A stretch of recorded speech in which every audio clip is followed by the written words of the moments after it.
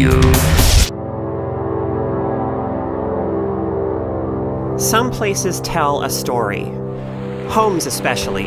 For the people who live there, every knickknack on the shelf, every little dent in the wall, every refrigerator magnet or faded photograph or chipped mug can be part of their shared history as a family, part of the tapestry of memories, both joyous and painful, that binds them together. Gone Home gives you a house to explore, and as you do so, that house slowly reveals to you the story of the people who live there.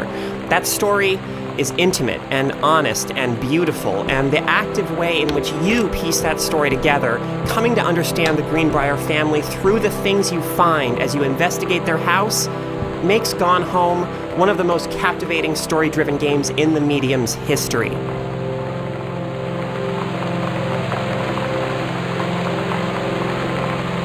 You play as Caitlin Greenbrier, the older of Jan and Terry Greenbrier's two daughters. After spending a year gallivanting around Europe, you've come to your family's new home one rainy night in June of 1995. And although you expected your folks to be there, you find the house empty. Making the absence of your family a little more ominous are a scrawled note from your 17-year-old sister Sam on the front door, and a few emotional messages on the answering machine from a young woman tearfully asking Sam to pick up the phone. Sam, where are you? Really? I need to talk to you. Please be there.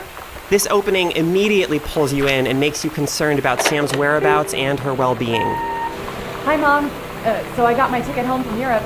I get back on June 6th, but it's a really late flight because that was the cheapest, so it gets in at midnight. But don't worry, I'll get a shuttle from the airport so you don't have to pick me up. Caitlin's personality comes through in a few postcards you find that she's sent from Europe and through some funny interaction prompts, but she's mostly just a vehicle through whom you experience the story. That story focuses on Sam, and periodically, items you discover trigger narration from her as you hear journal entries she has written to Caitlin. Oh my God. You are so lucky you finished high school before we moved into this house. So, it's the first day of school. And there I am, introducing myself to the class. And I say that I just moved into the house on Arbor Hill. All of a sudden, every kid in the room turns and just stares like I suddenly transformed into a mutant. I just stood there, wishing pretty hard for a rewind button. The story of a connection Sam forms with a classmate is a remarkable one for a number of reasons. It's simply one of the most human and grounded stories ever told by a game, capturing Sam's struggles with tremendous insight into what she's going through, and it makes them understandable and relatable. You'll repeatedly find yourself nodding along as she describes her feelings because the writing precisely and tenderly captures exactly what those experiences are like. When you live in one place your whole life, your next door neighbor is kind of like your default friend. And Daniel only got weirder over the years. The honesty with which she reveals herself to you through her journal entries and the excellent voice acting with which these journals are narrated is deeply moving. By the time you've solved the mystery of what's happened to her, both she and the place you explore as you find out about her will have left a lasting mark on you.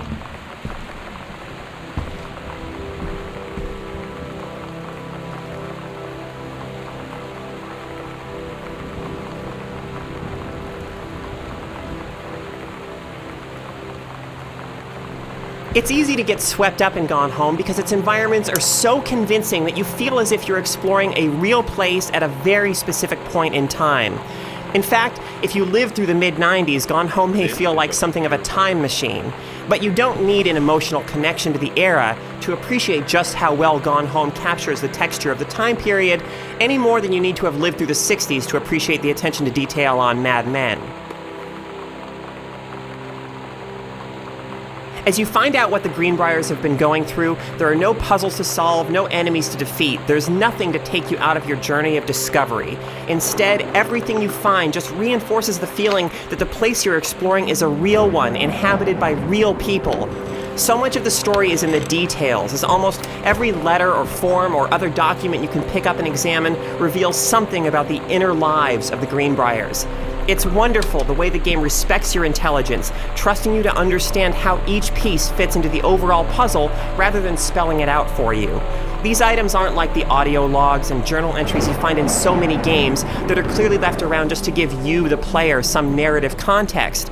These feel like the authentic products of people going about the business of living their lives, which you just happen to be there to discover.